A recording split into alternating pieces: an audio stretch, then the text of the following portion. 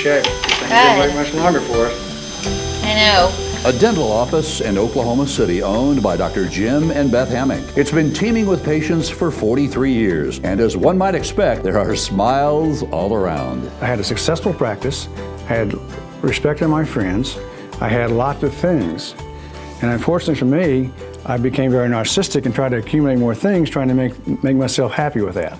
My life was like like a bucket with a hole in it.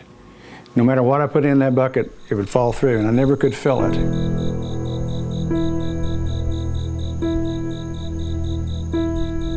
I woke up at 3 a.m. in the morning, contemplating my life. I wasn't happy, and I really wasn't sure why I was missing. I started to cry, and I don't cry. I wasn't raised that way. But through my tears, I started sobbing, and I woke my wife, Beth, up. I've never seen him cry, let alone sob. It was like a whole wall came tumbling down. And I remember saying and patting him and saying, this has to be God. I started to hyperventilate and I couldn't breathe. And then I started to shiver. I couldn't get warm enough. I kept putting blankets on and I couldn't get warm. And then I had experienced that my skin was itchy. I just wanted to crawl out of my skin.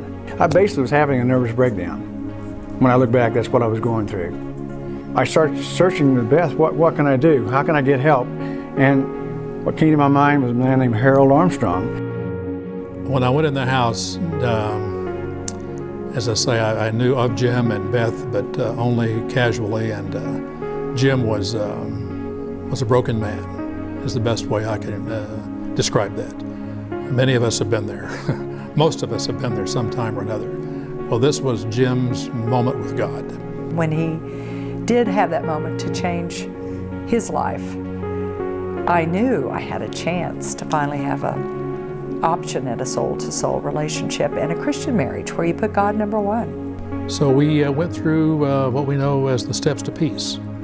Got to the part in that little pamphlet that asks you if you're ready to accept Jesus Christ as Lord and Savior, if there's any reason why you couldn't.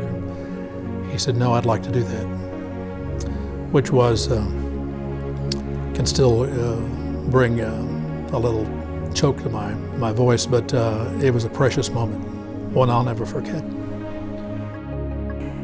I've often said, what do you do when there are no Harolds in the world, no CBMC type men that without a question would just say, I'll be over, because that's all he said, I'll be over. I cannot believe it has been 10 years since that day of change when God just clearly intervened, and I still wonder where a man goes without someone like CBMC to turn to. You have to get help. And obviously there's a lot of fancy alternatives, but the core is someone there with Christ's love and compassion to. What always amazed me, though, was that night when I had my breakdown, that I feel that God spoke to me and said to call Harold Armstrong. And why Harold Armstrong? I didn't really know him, but the perfect person of all people to call, Harold Armstrong, who was heading up CBMC. A lot of men can have a conversion, let's say, and sometimes that's pretty temporary. Well, as a wife, as long as I knew there were CBMC and the Harolds to support him, I knew it wasn't up to me anymore, and that I think there cannot be enough said about man-to-man accountability. First of all, I have a 100% partner, which I talked about 10 years ago was so lacking. And there is something to wholeness that's hard to explain.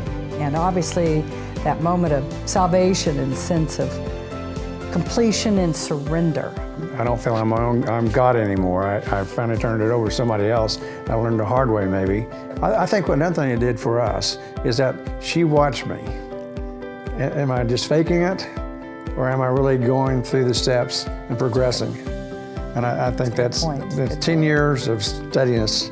Part of that steadiness is that now Jim is doing for others what Harold did for him. Every week, Jim pours himself into his small group here at an OKC IHOP. And just in case he gets stuck along the way, guess who shows up every now and then? You know, a relationship born out of fear and desperation is now bathed in mutual affection and Christ-centered admiration. Jim has learned it's not just about showing up. It's about making the most from what God has gifted to you. And Jim, well, he's making the most of it. I admire something he won't tell you, but he works on a preparation for those lessons on Wednesday morning with those men, and spends a lot of time, and that's reflected time that was never there before all this happened 10 years ago.